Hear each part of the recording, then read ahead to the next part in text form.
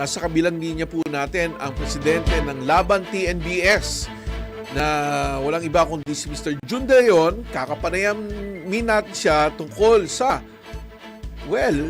kalagayan ng TNBS at pinaglalaban nila. I'm pretty sure maapektuhan po sila nito, no?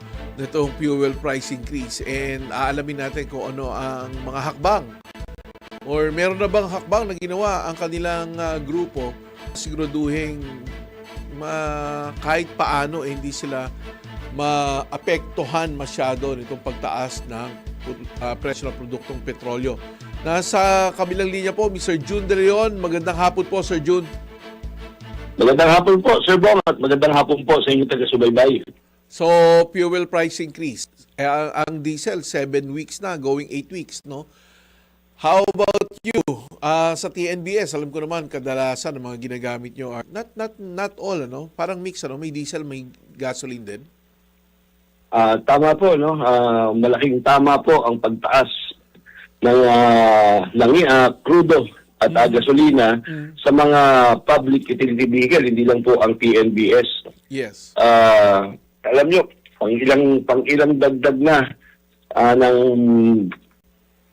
presyo.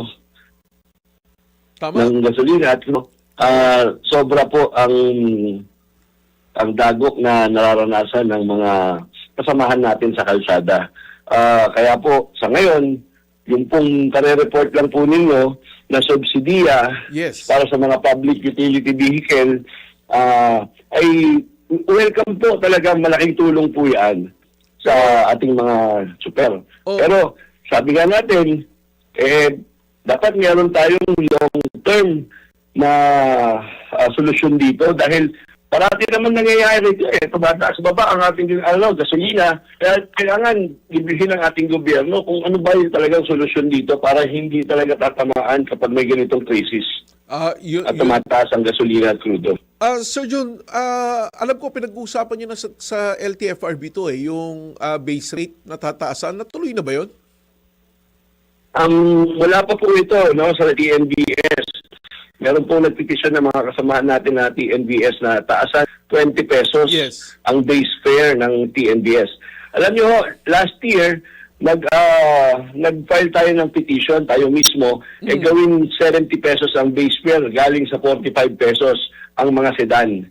Okay. Pero inatras po natin ito dahil nakita natin na sobrang tatamaan ang mga mananakay kapag ito ay in-implement ng LTFRB. Concern din po tayo sa ating mga mananakay dahil baka mabawasan po lalo ang parokya TNBS. At syempre, concern din tayo sa mga kasamahan natin na driver sa TNBS. At syempre, matatamaan naman ang pamilya namin kapag hindi ito nagawa ng paraan. Nakita po natin solusyon dyan, Sir Bong, ganito. Dapat, number 1, silipin ng LTFRB yung mga komisyon ng Transport Network Company para kahit papano may baba yung komisyon. Pag may baba ang komisyon, lalaki ang ng mga driver. Hindi tatamaan naman ang mga mananakay. Yan po ang ating mungkahi. Dahil yung ibang Transport Network Company, 25% ang kinakaltas nila katulad ng Grab. Samantalang ibang Transport Network Company, katulad ng Joyride, ng InDrive, mas mababa sa 25%. Yung InDrive na, 10% lang ang kanilang kinakaltas sa mga driver. Kaya ng ibang currency, bakit hindi kaya ng ibang kumpanya na ibaba ang kanilang mga commission pala, hindi standard rate to. It differs from company to company. Wala po. Hindi standard rate yan at walang regulasyon. Ang regulated ng gobyerno is yung base rate. That's it. Ang regulated po ng LTFRB ng gobyerno ay ang pamasahe. Okay. Pero ang mga commission na kinakaltas sa mga driver ay wala pong regulasyon dyan. Kaya kahit na gaano kalaki ang ikarga nila sa mga driver, nagagawa po ng Transport Network Company. Ito, pinag-uusapan natin, Sir Jun, hindi natin alam kung talagang magkano ang itataas ng presyo ng produktong petrolyo sa mga susunod na linggo. Pero there are speculations, na maaring maglaro ito sa 7 to 10 pesos. Ang laki nito, no? Ang laki nito kung matutuloy. Ang tanong ko, what will be the immediate solution, hindi not solution pero actions na gagawin nyo para i-absorb yung taas ng presyo na to? Paano na yung mga TNBS drivers natin? Totoo po yan. Ito po, number one nga po na solusyon ng gobyerno dyan, yung subsidy. Inaasahan po natin yan. Yun, sino-sino ba ang makakuha ng suba? Kasi matagal na panahon, Sir Bong, kapag mayroong fuel subsidy, kaunti lamang ang napupunta at nakukuha ng TNBS. Iilang porsyento lang ang nabibigyan na subsidiya. Hindi ko alam kung yung mga jeepney drivers natin nabibigyan lahat, pero maraming umaaray at nagrereklamo na hindi sila nakakatanggap ng subsidiya galing sa gobyerno. Pero to Sir June, diretso to sa driver. Hindi na to dumadaan sa company. Yung subsidy na to. Actually, dapat sa driver diretso yan. Paano kung wala na yung driver? Ay, yun lang. I think there will be measures that the government will do just to make sure that this will go to the right people. Kasi ang hirap naman nung magbibigay ka ng subsidiya tapos parang pati ba naman yung subsidiya, ghost driver pa rin. Hindi naman pwede yun. Tama ho yan. Dahil alam nyo, yung korupsyon nagkalat yan sa ating gobyerno. Kaya sana, isipin niyo po ito, may mga cards na po kasi ang mga tsuper, no? Okay. Paano yung mga bago? Paano yung mga bagong tsuper? At paano naman yung mga tsuper na wala na? Saan mapupunta yung subsidiya? Yan ang dapat may address din. Oo nga. So, ibig sabihin, may na-issue ng card sa mga drivers before? Meron na po. At diretso po ito sa card ng mga driver at ipipresent mo sa gasolinahan at meron ka ng fuel subsidy. So, parang niloloadan na lang yung parang cash card. Tama po. Okay, tama po yan, Sir Bong. Pero Sir June, i-subsidize. I do not think that this will be immediate.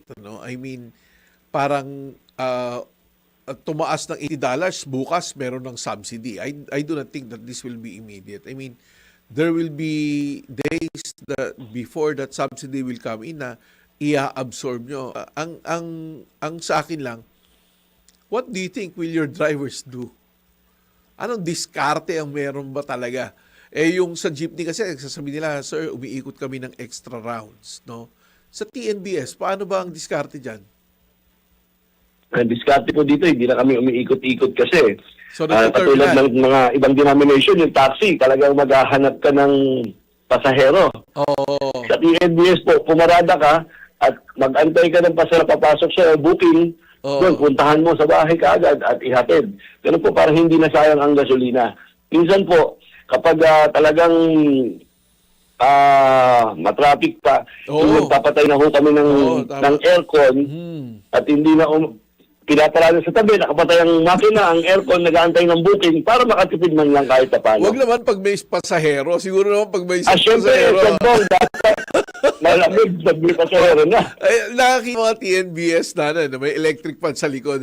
Tapos nakamahina lang yung aircon nila. I do not know if that helps. Pero kanya-kanya talagang diskarte yan. Sir June, I do not think that this will be solved in 1 week or 2 weeks. This will be, yes. Sabi nga nung naririnig natin sa news sa ibang bansa, this 4 weeks the minimum. 4 weeks the minimum. But meron na mga tinatamaan na mga tumataas na talaga yung fuel prices. And talagang kailangan we need to face this reality. I mean, sa diesel na lang, Sir June, ang monitoring namin dito, halos 8 weeks or 9 weeks na tuloy-tuloy ang pagtaas. Pero then again, may kita mo, iba-iba na rin naman talaga. May competitive din naman yung mga prices ng mga fuel natin, players natin. Kasi meron yung mga 56, makukuha mo naman sa iba, mga 50, 50, 90. So medyo may mapapagpilian ka pa rin. Totoo yan, Sir Bong. Meron talagang mga gasolinahan na mababa. At saka meron, di ba may mga gasolinahan na nagbibigay ng incentives like, kung ka, public utility ka, -2 pesos. Meron ganun pero hahanapin mo. Tama po. At kabisado naman na ng mga kasabahan natin driver kung saan magpapakarga, yung mura. Kumbaga. Pero hindi. Talagang iniikutan pa namin niya ang mga muranahan. Parang sasadyain mo eh.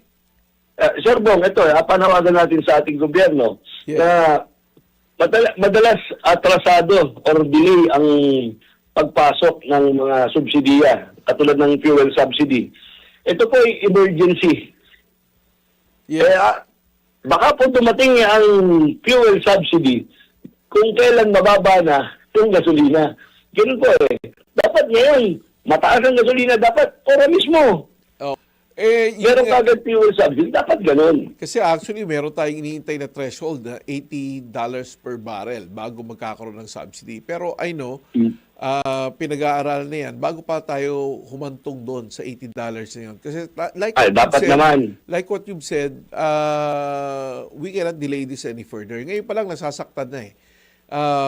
Lalo na pag nag-$80 per barrel yan, medyo mas masakit na yan. Anyway, Sir June, at least na napakinggan namin ang inyong pulso regarding dito sa inaasahan nating pagtaas ng fuel prices, and we can only brace ourselves kung magkano po talaga itataas nito. And sa inyo sa public transportation, we wish you